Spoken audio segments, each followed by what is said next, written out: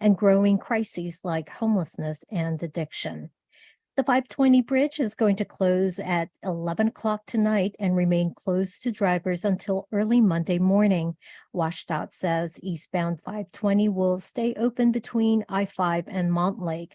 In addition to the closure, traffic through the area will be heavy early Saturday morning. That's when hundreds of bicyclists, runners, and walkers will participate in the Obliterate fundraising event for the Fred Hutch Cancer Center. You're listening to KUOW News. Support for NPR comes from NPR stations. Other contributors include Indeed, a hiring platform designed to streamline the hiring process. Indeed works to help businesses attract, interview, and hire candidates in one place. More at Indeed.com/NPR. Welcome to Friday and welcome to KUOW's Week in Review. I'm Bill Radke. Will Seattle tax allegedly excessive CEO salaries? Just one of the questions we'll ask as we get you caught up on the week gone by. I've got South Seattle Emerald writer and reporter Lauryn Bray here. Lauryn, welcome to the show. Thank you for having me. Good to have you. Also, political analyst and contributing columnist Joni Balter. Welcome back. Thank you so much. And KUOW politics reporter David Hyde. Good to see you too. Good to see you, Bill.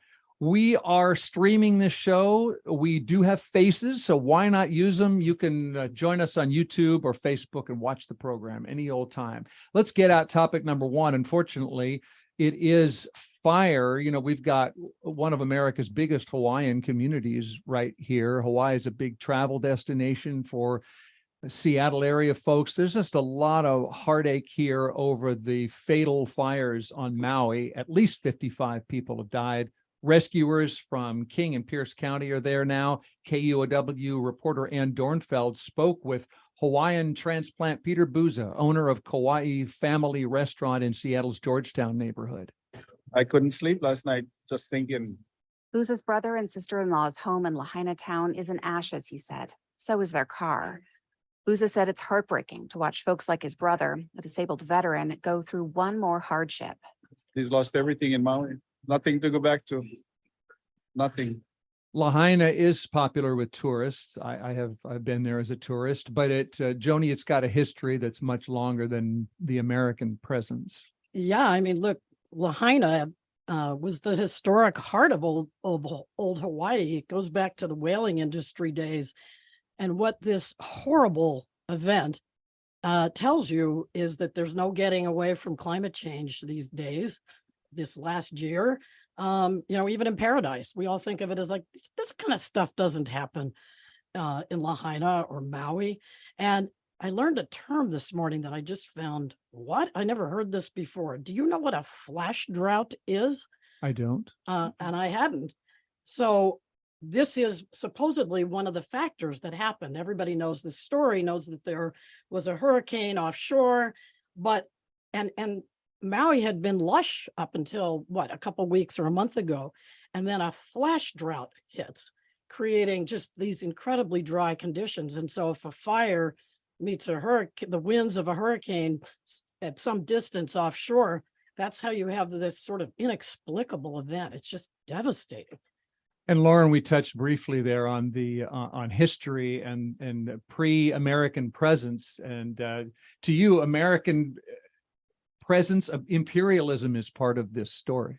Yeah, I would say slightly so, at least. I mean, going back to history, we basically annexed Hawaii, violently so, kidnapped the queen and did all of this other, colonizer things. And I think that we need to understand that, Indigenous Hawaiians have been asking for, people from the greater part of America to stop coming, and stop feeding the tourism industry, because essentially what has been happening over the last few decades is, money has been put into developing resorts, constructing new buildings for, aiding this tourism industry. And, it hasn't allowed much room for affordable housing, and it's allowed to the displacement of Indigenous Hawaiians. And, it's very devastating to think that a lot of the people that are, dying from these fires are people that live there and are indigenous to the island, whereas, people who go and visit can go back home and be away from the fires. So Right. That Georgetown restaurant owner, Peter Bouza, is holding a couple of fundraising events at Kauai Family Restaurant to benefit people affected by the fires. Hawaiian officials asking people to delay non-essential travel there. Alaska Airlines letting people cancel or change flights for free. And David, you said you always bring it back to politics. Yeah, I mean, sort of compounding the tragedy that you're both talking about, to me is just, we're constantly talking about climate change and pointing to the ways in which scientists know that the world is getting hotter, it's getting drier, there are more storms. So we know it's a background effect for all of those things and all the big hot fires we're seeing everywhere. But what's kind of frustrating to me is that most Americans say, if you poll them, that climate change is a huge problem. It's widely recognized, but the partisan split on that, it's 8 in 10 Democrats, and only 1 in 4 Republicans. Mhm. And what I don't hear anybody talking about almost is what's the political key to unlocking that problem?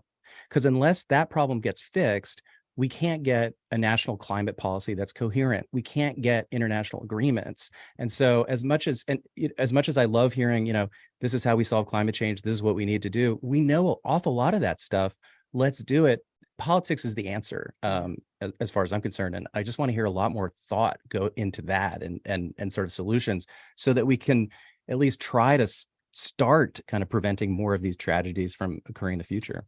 yeah, and it's something that I call the Republican problem. It's the persistence in the face of fact, and just destroying the integrity of the truth to get a point across that is not really based in fact. So I think that that's part of it. Climate change for so many years was something lots of people talked about, in the summer or when there was a fire. And it was just sort of, we'll get to that eventually when we have time. But the last maybe year or two, it's not far off. The planet appears to be burning. I mean, in so many different things that have happened, even just this summer. The East Coast and Midwest didn't really have much familiarity for many, many years about the smoke or the presence of wildfires. They experienced the smoke this year from those fires in Canada. The East Coast, did you read about the temperatures in the waters off of Florida? And now we also in our on the West Coast have another, I think it's a 5-degree increase in the temperature. It's not going to get as hot as the Atlantic, but it's going to affect weather. This is all right here, right now. And you're right, David, the politics have to solve it. I think it's one fact that is true is you have to kind of experience it as people, for example, in the Southwest did. All those days of 100 and 110 temperatures. If you experience it, then you're more likely to say, oh, whoa, this is not far off. This is right in my face right now. But I would take it a step further and I would say that, it's been so much denial of climate change, even before, it being a far off problem. It was just, oh, that's not even real, for a very long time. And then I would say, to your point about experiencing it, Texas went through a really horrible climate change episode when, it was a snowstorm basically, and they weren't able to cope with that at all. And so you would think that would, shock a lot of people that are, more right leaning, but you never know. I think that's totally right. But I see a lot of climate policy experts, sort of tweeting to the choir about that. And you mean Xing to the choir? Sorry, Xing to the choir about that. And kind of what I'm getting at is, okay, I there's a lot of misinformation out there. It's been out there for years. We know that. We know what the facts are, know what the science says. But what's the political solution then? How do we, if we can't convince everybody of every aspect of the science, how do we move forward? What can we agree on? Because it's a real problem. So how do we get a coherent national climate policy and international agreements that everybody can agree to? I don't have any answers to it, but I just think I'd like to hear a lot more conversation. Well, the states are trying to do some things, and then they, like the state of Washington with its carbon program is, we're trying to do something, and then the headlines all the last few weeks, or we're paying the highest gas taxes in the country, which recently flipped to California paying the highest, but that doesn't really matter. So if states, if the federal government can't do enough, we want the states to be the laboratories where they come up with ideas. But then sometimes those ideas, aren't perfect. And it's certainly not perfect to have people paying the gas prices that they are. And so but it is designed in part, isn't it, to raise the cost of emitting greenhouse gases, meaning raising the cost of gasoline. Yes, and exactly. And so then what you hear, so there is a price to doing this. So you hear that think tanks and various institutes will say that our state, with our high gas prices and our carbon cap, is one of the states most likely to meet the Paris guidelines, but it costs a lot. Because we've got the high gas incentive to buy electric cars or to drive less. Well, because of what the cap does to that. Yes, you're right. And by the way, just right now, there is a movement to repeal that carbon cap, the cap and invest system, right? Yes. That's an initiative backing campaign. How is that really going to go through? Well, you never know, because the guy who put this forward, a guy named Brian Haywood, has decided to use the initiative process. We have that in our state, and we've had wealthy folks like himself come through before with ideas that either do or don't make it on the ballot. He's apparently now gathering signatures for an initiative to the legislature to undo the work that our state just did. Now, last year, this gentleman offered up 11 conservative initiatives, and none of them got anywhere. He didn't use paid signature gatherers, which helps with, if that's your goal, to get nowhere. But but this year maybe more focused. And as you know, initiatives to the legislature go to the legislature. They either agree with them or send them on to the ballot a year from now. Right. And since we've sort of segued into talking about someone opposing a state charge. Would you call it a tax, the cap and invest system? I don't know if that's technically a tax, but I bring this up because we also want to talk this week about the moves to tax people more in the city of Seattle. David, you wrote about this. The city is looking for new tax money to help cover a budget deficit. Who does Seattle want to tax? Yeah, so the city's it's forecasting huge budget holes starting in 2025, something like $221 million, and that's ongoing after 2025. If we don't, I just briefly ask why that is? What did something change? We're spending more than we're taking in. That's that's the bottom line. And so the city brought together a group of business leaders, labor leaders, civic leaders to try to come up with some ideas for how to solve that. Part of what they looked at was new progressive sources of revenue. And as you know, we don't have the ability to levy a progressive income tax here in Washington State under the Supreme Court. So there were a bunch of new ideas, and some that were kind of interesting to me, one of which was this CEO pay ratio tax. And so what it means is if your CEO is getting paid this massive amount of money compared to the average worker for the company, we're going to levy some sort of business tax on you, which San Francisco apparently is already doing, and it's generating. Ouch, San Francisco. We should model San Francisco. Where we are following San Francisco. We are following stomach ache. Yeah. I agree, Joni. So what's interesting about it in part, and we were talking about this earlier, is just that CEO pay as an issue has become a symbol for growing inequality in the US. I was looking at one study earlier that said back in the 60s, the ratio was something like 15 to 1. Now it's closer to 400 to 1. The head of Microsoft makes something like $50 million a year.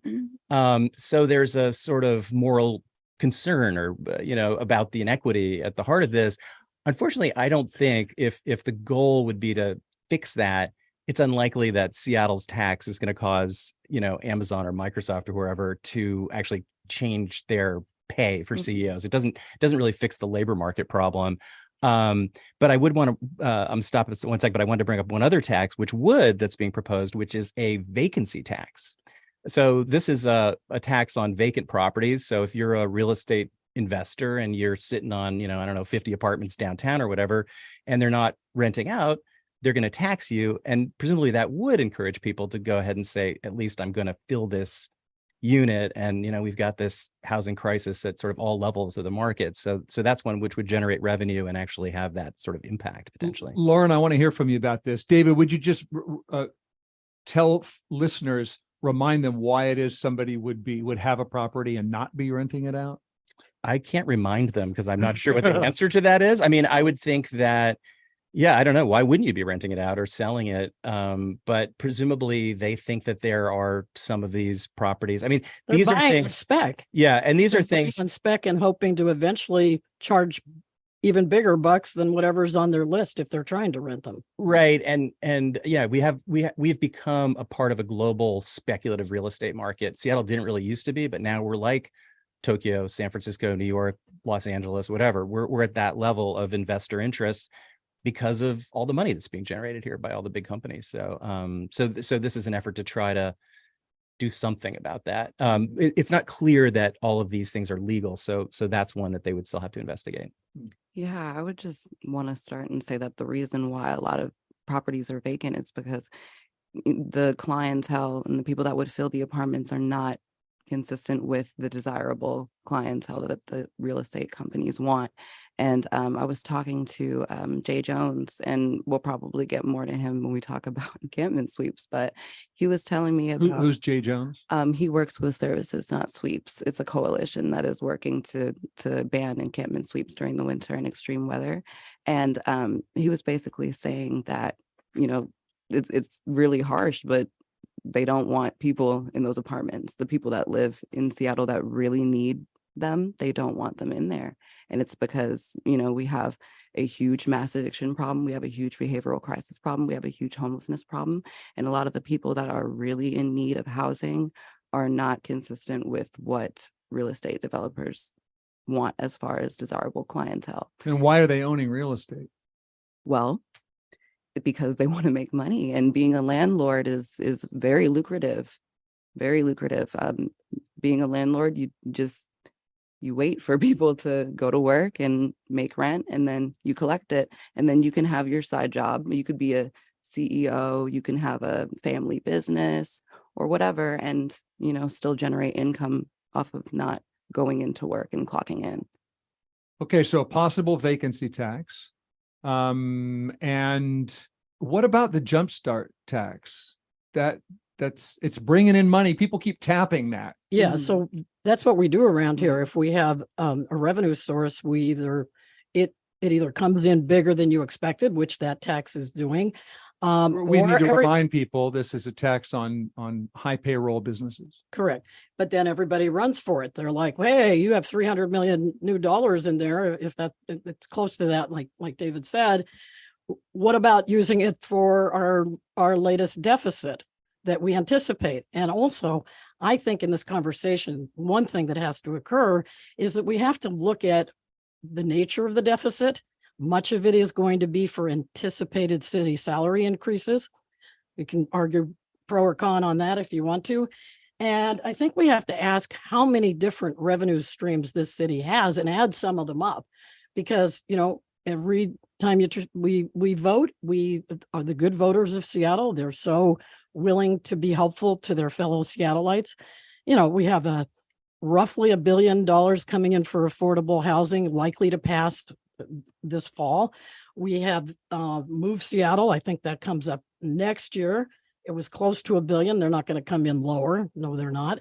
You got the beverage tax. I mean, just add up all the dedicated streams and ask yourself, is there anywhere here we could spend a little less? And I know that's not the most Seattle thing to say, but there it is.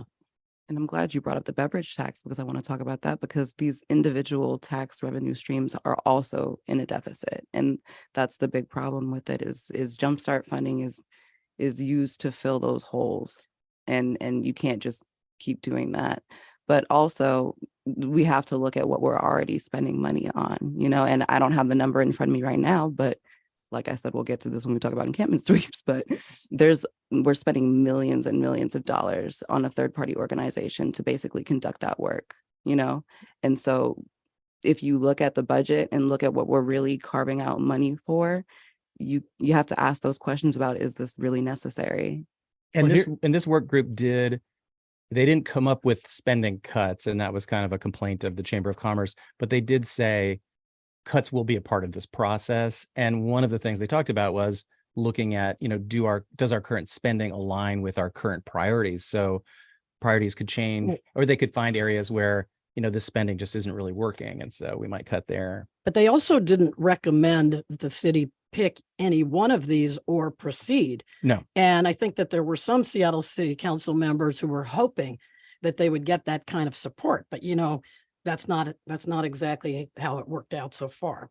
Well, just this week, the city council approved a nearly $1 million grant to reopen the Cinerama Theater. The city signed off on a bank loan for the new aquarium, which the Northwest Animal Rights Network calls an over-budget animal prison. What is the city council going to cut back on?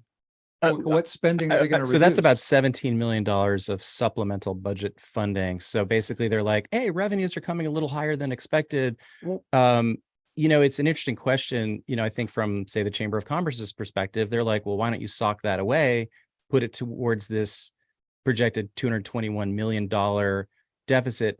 This supplemental budgeting happens every year. Yeah, but you just said the magic words. Revenues are coming in higher than expected. Why isn't that counted as part of this discussion? Well, we need to take a break here. I want to bring up one more city charge, which I had never heard of. Did you see the city is repealing an old license fee on instruments of amusement? Apparently, in the 1940s, Seattle wanted to discourage pinball machines since they abscond with the coins of children. And then so they imposed a pinball machine licensing fee that then expanded to dartboards, jukeboxes, peep show devices, mechanical horses, and of course, pool tables. Oh, we got trouble. We're in terrible, terrible trouble. That game with the 15 numbered balls is the devil's tool. Devil's tool. Trouble.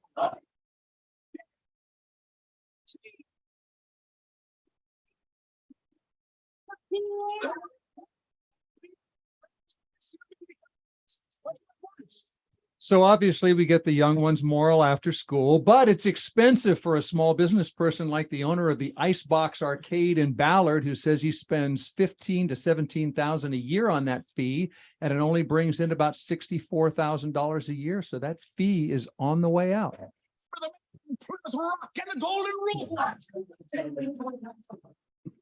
It's Week in Review, catching you up on where the money's coming in and going out and getting cut and getting raised. We are catching you up on the news of the week with my panel of local journalists here. I've got KUOW's David Hyde and political analyst Joni Balter and South Seattle Emerald writer Lauryn Bray. We're going to take a short break and come back with more news of your week gone by. Don't go away.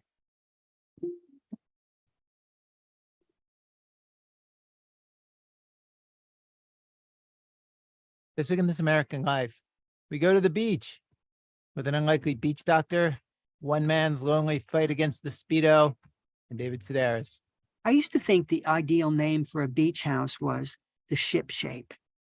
Now, though, I had a better idea. We're going to call it the C-section. We get out in the sun and onto the sand this week. Join us for This American Life tomorrow morning at 11 on 94.9 KUOW and KUOW.org. Support for KUOW comes from Pike Place Market, presenting the second summer Pike Box with fresh local produce from market farmers, with added options like organic eggs, flower bouquets, and organic meats. The Pike Box runs 9 weeks through October 18th. Learn more at pikeplacemarket.org until August 15th. This is how it goes. Now we're microphones off. We're trading stories about pinball gangsters. Yeah. That's a real thing? Well, because I had originally heard about this in a YouTube video that Stephanie Harlow had did, where she was talking about some sort of like mystery game that was a legend or whatever. And she was talking about how pinball, they were banned and the tax on them, and how it transcended into arcades, and how it was a fear that kids were congregating in arcades, and there was I guess rebel activity Yes. Yeah. Sounds like we got trouble.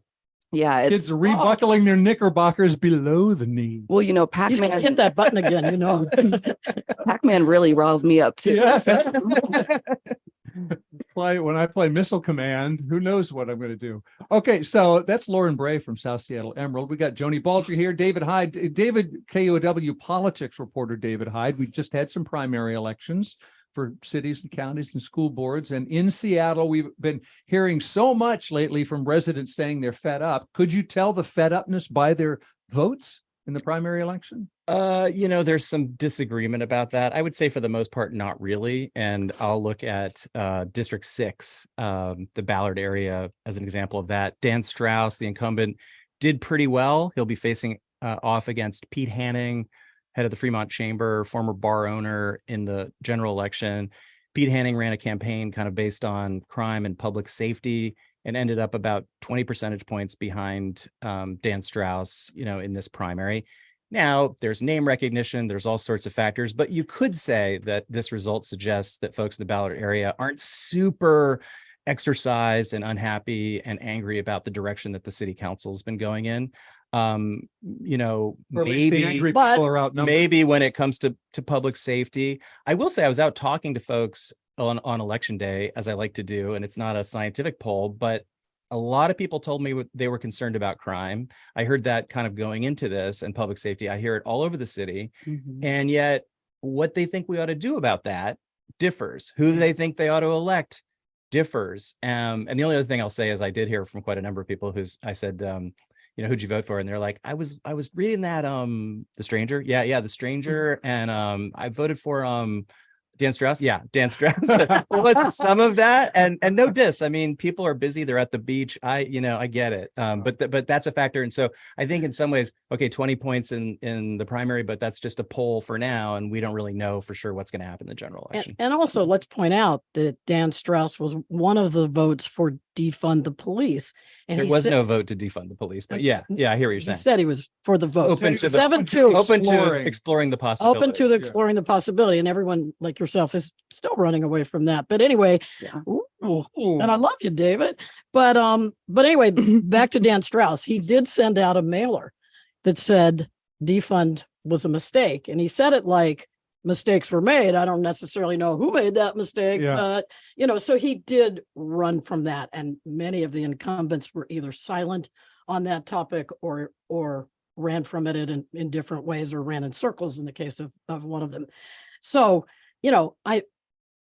we feel free to disagree, but public safety is still going to be the number one or two topic in November.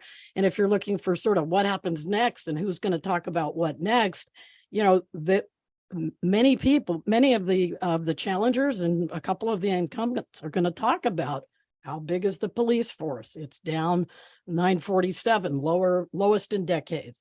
What is going on with homicides? They're up quite a bit. How do you feel in your neighborhood? What was fascinating to me about the neighborhood and how folks feel in the neighborhoods is there was a poll in June that said most people feel, pretty good. They're fine. And then there was another poll that sort of went the other way and said that something like 1/3 of Seattleites are thinking of leaving the city. And then 1/3 of that was because of concerns about public safety. I hope I quoted it right. Now, more people vote in the fall than the summer primary. Does that mean we should expect a more liberal general election result or not? That is the traditional line on it, but that is the traditional line of late on these the way the trends go. I don't really know if that pans out every time lately. Do you, David? I know this. I mean, the primary is a really good poll in a lot of ways. It's because it's a lot of people compared to what your average poll would look like. So it tells you an awful lot. And if incumbents get over 50%, as Strauss did, most people feel like, hey, he may well win re-election. And the question is how much money now is going to be supporting some of these challengers in those races. Of course, we've got 4 open seats, and so there's going to be a lot of turnover on the council. So I think there's a lot more questions than answers. I will just say in response to Joni, I completely agree that Dan Strauss mailer sort of contains the question of public safety in it, right? With him sort of standing there with his arms folded saying, defund the police was a mistake, and not making it clear that, you know, what his position had been. So he kind of got slammed to his left and to his right for that. But your average voter out there might just see that and think, take it at face value and kind of not know that whole backstory. So it's a little hard to know, you know, a smart campaign mailer, probably, it's a little hard to know then how to read this and how to know what voters are going to do in the fall. But obviously, I'm pretty excited to find out. Well, here's an issue that might come up. South Seattle Emerald reporter Lauryn Bray, you've been following this debate over homeless encampments. Some people want the city to keep its policy of letting people stay in tents and vehicles too in the wintertime. Yeah, because from what I understand, the policy was put in place during COVID to kind of ban evictions during the winter, and COVID really because of all of the issues that we were having socioeconomically. And essentially, there's no policy that's going to replace it. So when it times out, essentially, there's nothing that is going to protect people from encampment sweeps, evictions during the winter. And a lot of people don't know that it would extend to just like evictions, not just people on the street in encampments. Oh, also apartment evictions. Yes, also apartment evictions during the winter, because essentially what you're doing when you evict somebody during the winter is you're not caring where they're going. You know, you're just saying, you can't pay rent, get out of my building, right? So where are they going to go if they can't pay rent and they have that eviction on their record?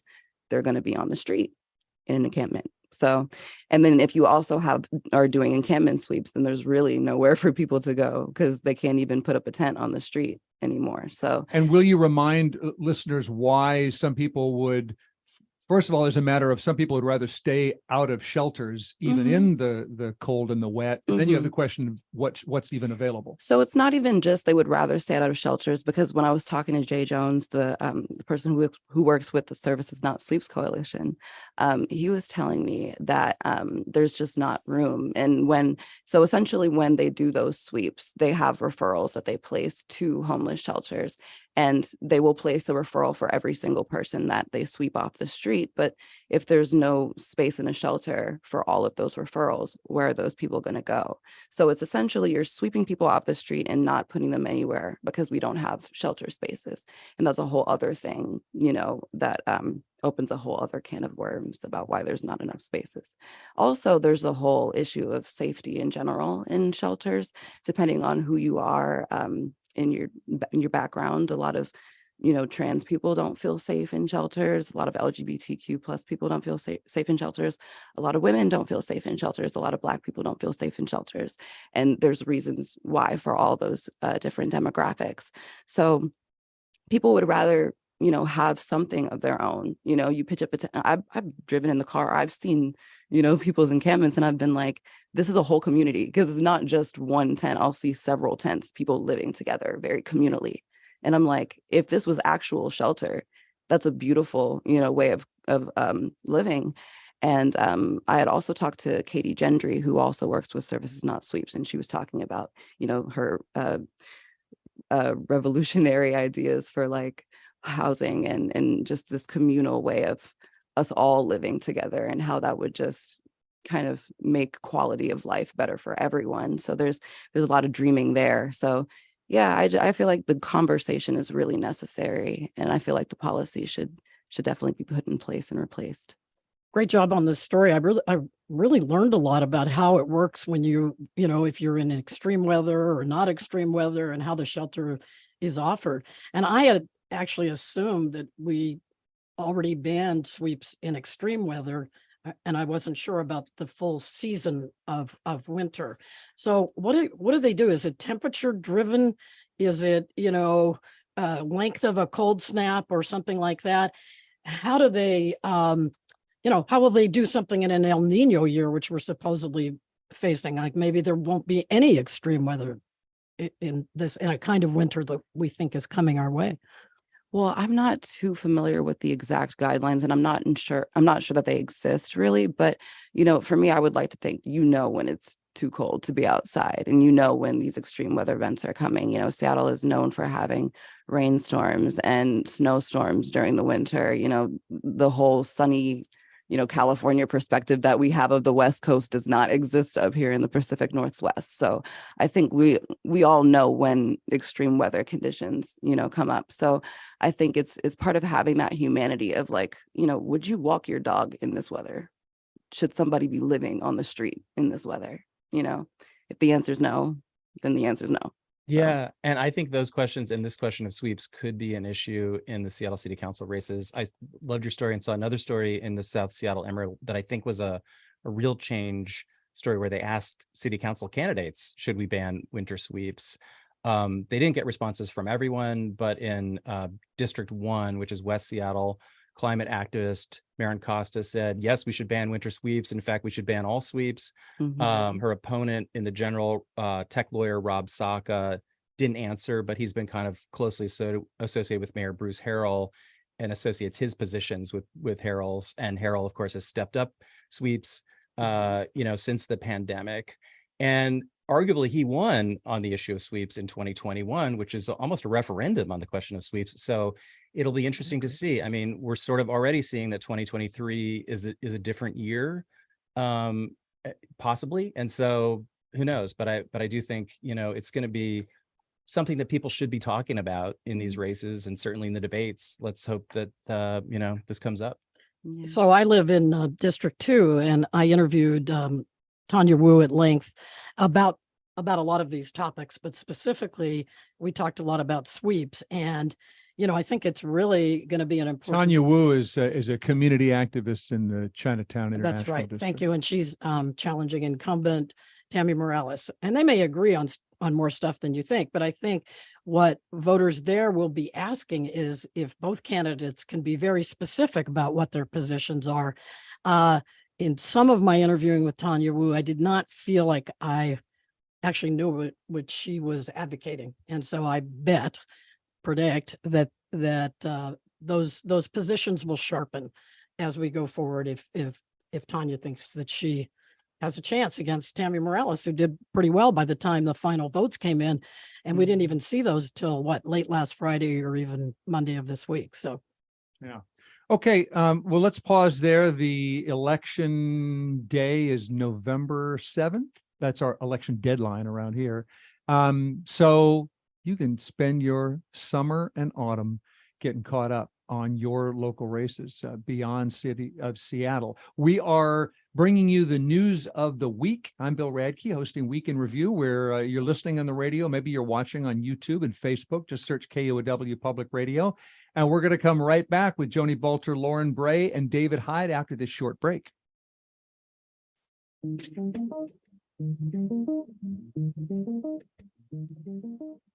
Support for KUOW comes from Archbright, offering virtual and in-person training on supervision, management, communication, and collaboration. Available for individual enrollment or as private team trainings. Details at archbright.com.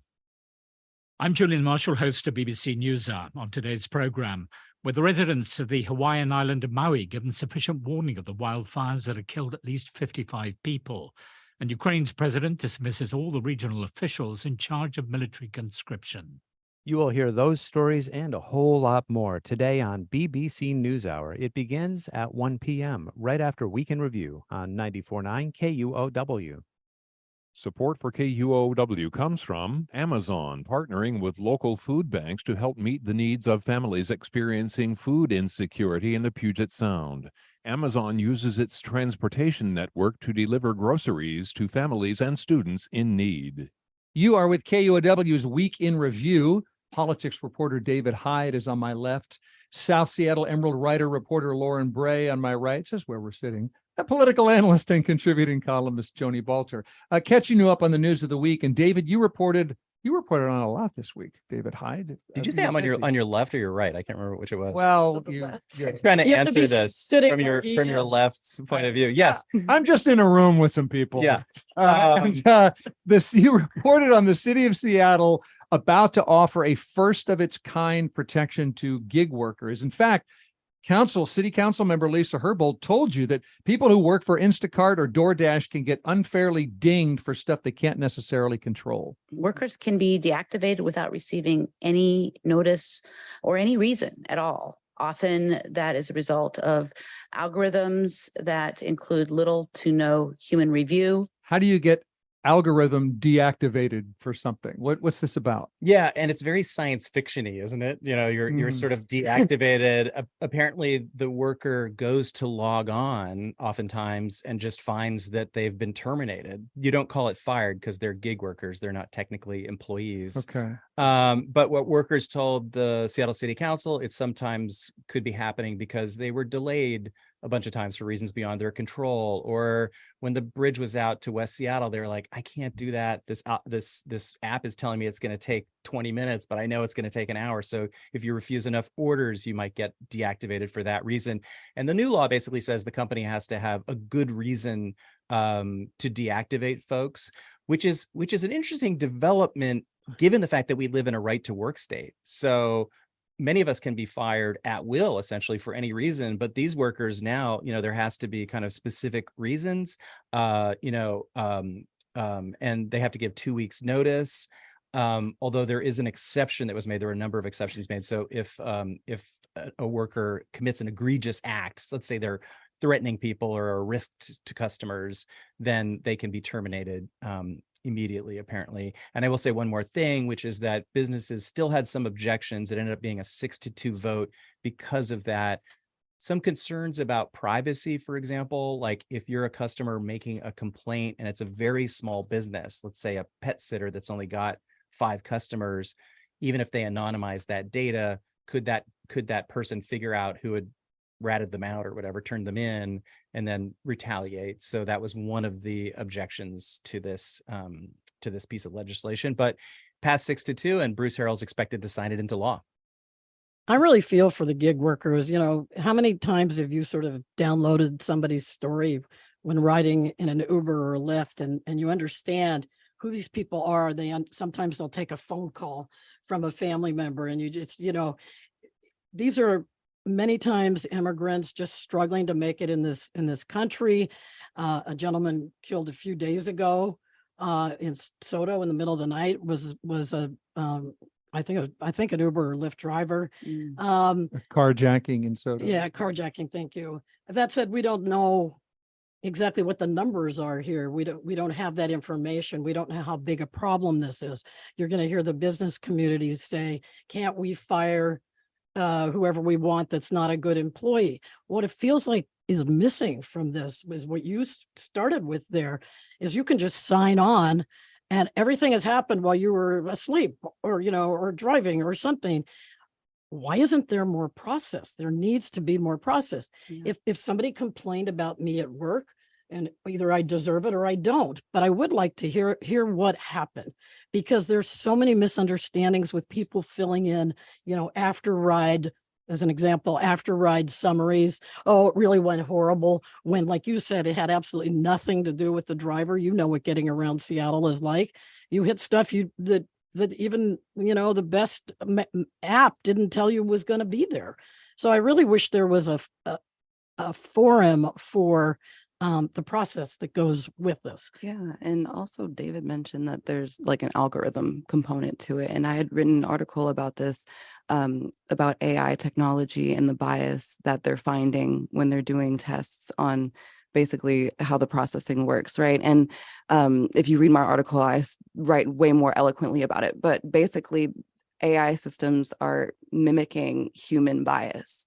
And you would think that humans who are biased, they're making technology, the technology would also be biased, but there's a lot of ignorance around how that's kind of transcending into the AI technology being used. And it sounds like this is one of those instances, because if it really is, immigrant workers and people who are lower on the socioeconomic spectrum, that speaks to the discrimination and the bias that, might transcend into the algorithm. So that's alarming.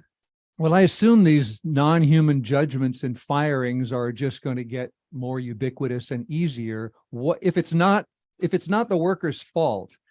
They have no control over delays. why would the company want to fire them and have to retrain someone else who has no control over delays? I guess I don't really understand the gig economy. Well, as someone who's ordered Uber Eats, I would imagine that it's probably someone who's probably stuck in traffic, or they can't find the right order, and the person ordering it is reporting it or canceling the order, and it's happening to that specific worker so many times that they just decide to terminate the work relationship.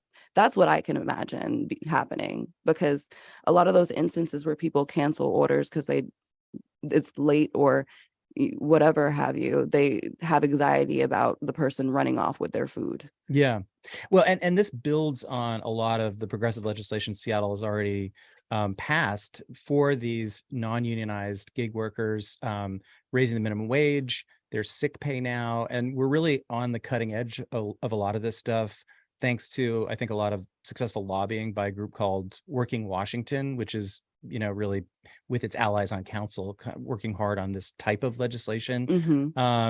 The other stuff you hear on the other side of this, of these issues, will be small businesses, restaurants, basically saying, we're partners now with DoorDash or whatever. And so if their costs go up, or if employees aren't performing successfully, that's kind of hurting us and our bottom line.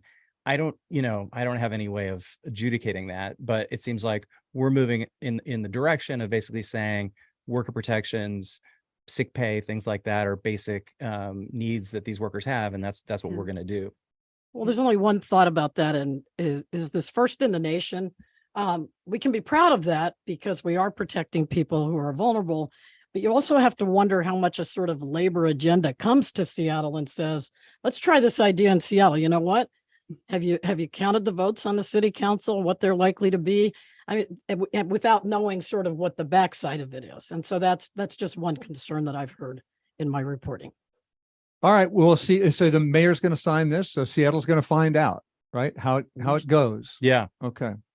It's more job security if you're thinking about getting into Instacart or DoorDash as a career. It's there's. I'm not getting better at hosting this show. I'm not saying my skills are eroding, and there's other things I can do. Side job. It's a hustle. Okay, so speaking of hustling, let's say you're hustling to get where you're going, and you can see, I don't really have to stop at this light. There's a better way, David. I'm not saying I've never rat run before, but I had not heard the term until you told me about it. What's rat running? What's the problem? I hadn't either, but apparently Washington State Patrol, this was a KUOW story, so credit to KUOW, is seeing an increased trend in rat running. I didn't see a lot of data to support that necessarily in the story. You saw some rat running going on the other day. Was it in your car or different? It was not me. Okay, right. It was two cars in front of me, and I was like, this must have been what David was talking about. I had thought, and I did a poll in my house, a household of three, a young driver and two old drivers, and we all thought it was illegal, but apparently it's not in Washington State. It's not in Seattle. We need to tell listeners what the practice of rat running is. Yes, terrible. This is a driver cutting through a gas station, a 7-Eleven parking lot or whatever, to say avoid a red light or just bad traffic or whatever. And as traffic increases, you can see the incentives. Maybe some of us have maybe done it. It was a shell. I saw somebody cut to a shell. It was on Airport Way. Right. But is that illegal? So not in Seattle, not in Washington State, but it is in Edmonds, Linwood, Bellingham, and some other cities. So you're taking your chances if you rat run, Bill. I want to start with a confession, because not knowing the term until I saw the list of stories for today, my husband and we were rat running just last evening. Wow. And even though I said, hey, let's not do this, it was too late. And there was like one car getting through a left turn lane every light change. Yes. And this occurred. And so I start with my confession. Was it a parking lot or a gas station? It was a gas station. I think it was a that's shell. a little worse, yours, isn't it? But did you at least drive slowly Yes, through yes, and then pause a moment to briefly Yes. consider buying a gallon of gas before you remember that you're not going to to that? Well, so you know what? Okay. Also, Act like this it, maybe eyeing the prices. Yeah. There's also, Seattle growing and its population, skyrocketing. I've seen this like crazy on the East Coast, and I hadn't seen it here. And it's obviously part of, like, we could have infrastructure discussion here because the roads, at least in this one case and many others, couldn't really accommodate the cars. The lights weren't set properly. They just weren't. Or And- set to let you through in the manner that No, but for a lot of people, honestly, that's why you'll see an increase. Because it's hard to get around and the roads can't really, some of the roads can't really handle all the traffic. I just want to make sure we find out, why do they call it rat running? Oh, okay. So I consulted. I went down a rat hole Thank you. on Wikipedia and elsewhere, and found that it may have originated in England.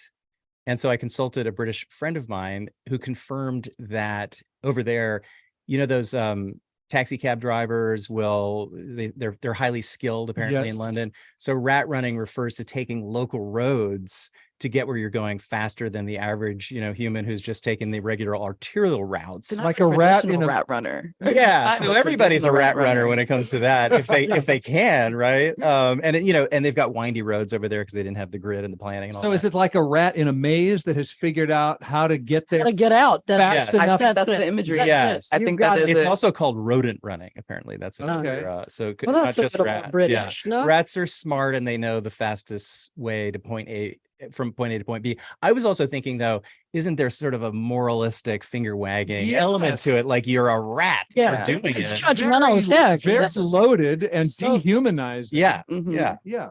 to the I'm not rats. sure to rats. You know what, Bill? We are a long way from the zipper, your favorite traffic. Oh, marking the zipper system. merge. Yeah. I know. I'm trying to pass that on to my kid. We are not a long way from the end of the show. We have 2.5 minutes, and I always want to make sure we have take some time to say, did anything make you smile this week in the news? I'll do one as sad and tragic as everything that happened in Lahaina and Maui. The banyan tree that is so famous in Lahaina, I've been to that banyan tree. Scarred. Sorry that's for the tourism, but I did that. scarred, but it's still standing. And I don't know why, but maybe that gives some of those people hope that they can come back and recreate the town they loved. I hope so. Lauryn, anything smile worthy?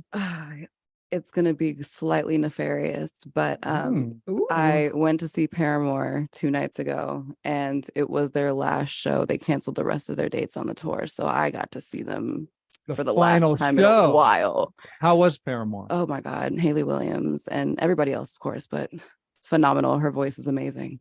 Yeah. Nice.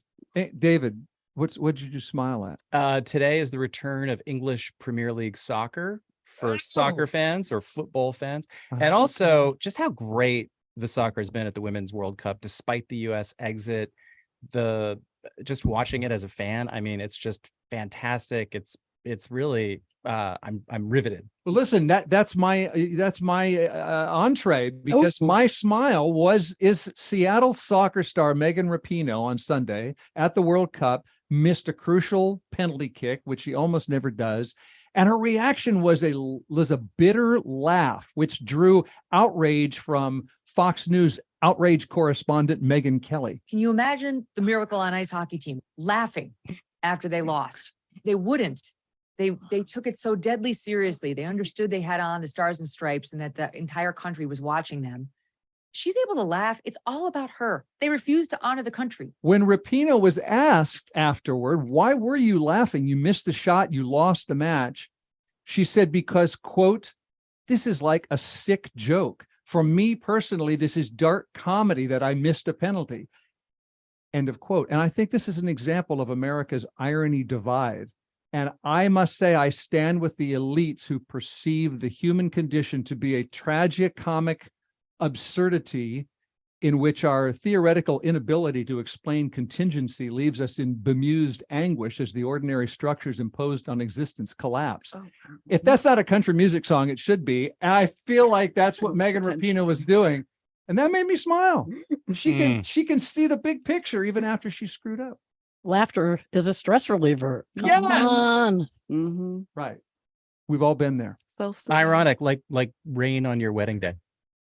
Yes, exactly like that. Jagged yellow pill. We got to go. I mean, it's like the clock is at 0. We've been catching you up on the news of the week and giving you something to smile about. Thank you, South Seattle Emerald writer Lauryn Bray. Thanks for coming on the show. Thanks for having me. Political analyst, contributing columnist Joni Balter. Thank you so much. And thank you. KUOW politics reporter and absurdist David Hyde. Thank you, David. Thanks, everyone. That was fun. Yeah, the show's produced by Kevin Kniestad with help from Juan Pablo Chiquiza and Tio Popescu and Bernard Willett on the board. And I'm Bill Radke. And let's do it all again a week from now on Week in Review.